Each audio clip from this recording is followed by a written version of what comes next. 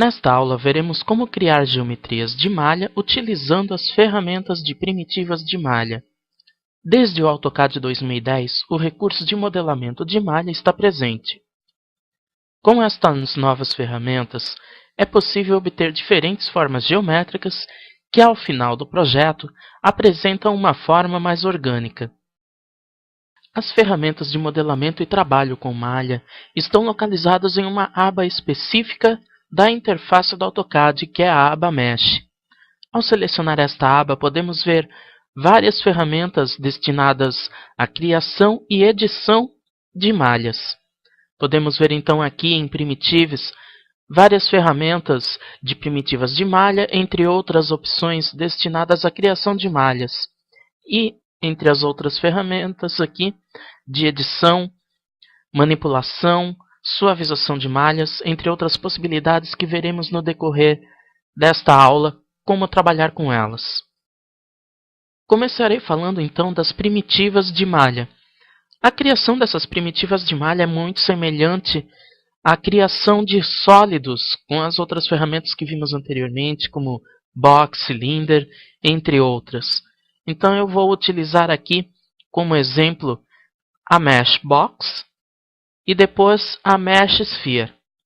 Vou começar então com a Mesh Box, ativo esta ferramenta, defino um ponto na área gráfica para definir o início do traçado, seleciono outro ponto para fixar e um outro ponto para a altura. Veja que aqui eu visualizo já um box feito com a Mesh Box, que é um box constituído por malha. E eu posso ver aqui todas as subdivisões da malha que compõem o box. Eu posso ver então que o box é subdividido, em muitos outros box menores, vamos dizer assim, né? Vou utilizar agora a Mesh Sphere. A Mesh Sphere é a mesma coisa. Defino um ponto central, defino o raio ou o diâmetro da esfera e clico. E aqui eu tenho a minha esfera também subdividida em muitos outros elementos que constituem a malha da esfera. E assim é o procedimento de criação de primitivas de malha, como podemos ver então, muito semelhante à criação de sólidos geométricos.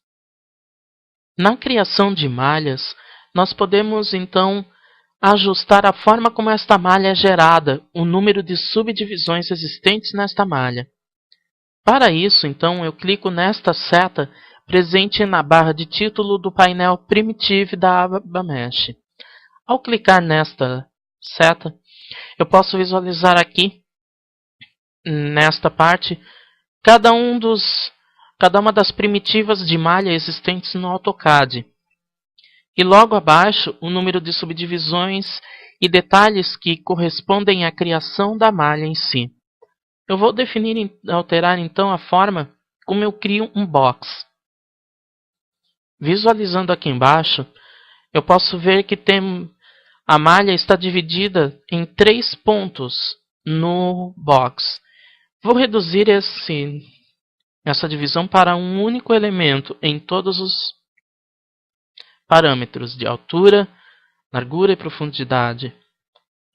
Veja que aqui eu tenho um box constituído de uma única malha, um único nó, vamos dizer assim, né? Feito isso, então, confirmo com OK. Lembrando aqui que eu posso também modificar a forma que a malha é criada para todos os outros elementos. Clico em OK para confirmar a configuração daquela malha. Vou agora então criar um Mesh Box com essa nova configuração. Clico na ferramenta, defino o tamanho dele, aqui a altura, e veja que agora ao posicionar o mouse sobre este box, o cursor do mouse, aliás, eu vejo somente como se fosse um box normal um sólido sem divisões internas. Já aquele primeiro que eu criei anteriormente, com as divisões padrões, que são 3, eu posso ver que há vários outros subelementos que compõem a malha. Algo que não ocorre aqui. Como vimos então, a malha apresenta subdivisões. Essa é a principal diferença entre uma primitiva de malha e uma primitiva sólida. Posso visualizar então aqui, posicionando o mouse sobre o cubo da primitiva de malha, que é as subdivisões. E nesse aqui, que é um sólido, veja que não há subdivisões, é um elemento só.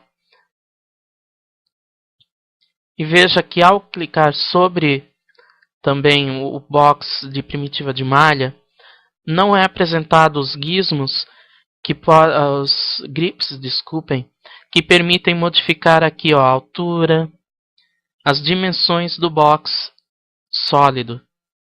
A mesma coisa acontece na esfera. Vejam só a diferença. Na esfera de malha há muito mais subdivisões do que uma esfera sólida, e na esfera sólida há a presença de grips para modificar a dimensão da mesma. Como vimos, o trabalho com malhas nos abre um leque maior de possibilidades, pois nos permite uma maior flexibilidade na edição das formas geométricas. Graças a isso, é possível obter figuras geométricas com um formato orgânico.